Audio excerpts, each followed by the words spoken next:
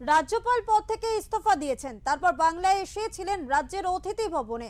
মুখ্যমন্ত্রী মমতা বন্দ্যোপাধ্যায় প্রাক্তন রাজ্যপালের সঙ্গে সাক্ষাৎ করেছেন। এবার বঙ্গবাসীর উদ্দেশ্যে খোলা চিঠি লিখলেন প্রাক্তন রাজ্যপাল সিভি আনন্দ বোস। বাংলার প্রতি তার ভালোবাসার কথা জানিয়ে তিনি লেখেন, পশ্চিমবঙ্গ আমার দ্বিতীয় ঘর, এর সঙ্গে আমি অঙ্গাঅঙ্গিভাবে যুক্ত থাকব এবং থাকতেও চাই। বঙ্গবাসীর মঙ্গল কামনাও করেছেন দেবী দুর্গার কাছে। লিখেছেন, মা দুর্গা আমার প্রিয় মানুষের সকলকে রক্ষা করুন। পাশাপাশি ভোট নিয়েও মানুষকে বার্তা দিয়েছেন তিনি। বঙ্গবাসীর উদ্দেশ্যে খোলা চিঠি লিখলেন প্রাক্তন রাজ্যপাল সিভি আনন্দ বোস। চিঠির শুরুতে বাংলার মানুষকে ভাই ও বোন বলে সম্বোধন করেছেন তিনি। চিঠিতে জানিয়েছেন, আপনারা যে সমর্থন, স্নেহ ও সম্মান আমাকে দিয়েছেন তার জন্য আমি গভীরভাবে কৃতজ্ঞ। অনেক দশক আগে মহাত্মা গান্ধী বলেছিলেন, আমি বাংলা ছেড়ে যেতে পারছি না, আর বাংলা আমাকে ছেড়ে যেতে দেবে না।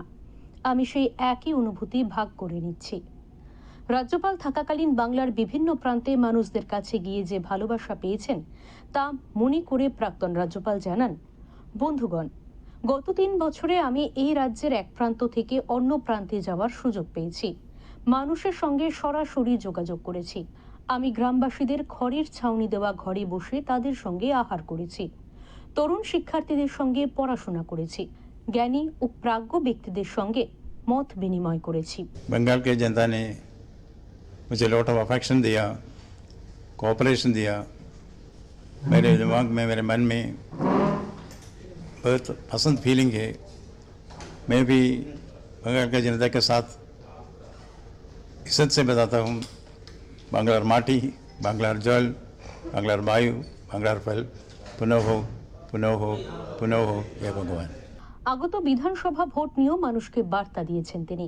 জানিয়েছেন, দেখে শুনে বুঝে ভোট দিক মানুষ। चुनाव में ज़रूर भाग लेना है, वोटिंग मिस नहीं करना, ज़रूर वोटिंग करना है। जिनको ये चुनाव में विक्ट्री देना है, सोच के देना है। প্রাক্তন রাজ্যপালের বিশ্বাস, বাংলা আগামী দিনে আরও উচ্চতায় পৌঁছবে। তিনি লেখেন, আমি দৃঢ়ভাবে বিশ্বাস করি পশ্চিমবঙ্গের আমার ভাই ও বোনেরা আগামী দিনে আরও মহান উচ্চতায় পৌঁছবেন। আগামী দিনে বঙ্গভূমি আরও গৌরবের শিখরে পৌঁছাক, এই আমার আন্তরিক প্রার্থনা। ব্যুরো রিপোর্ট, ওঙ্কার বাংলা।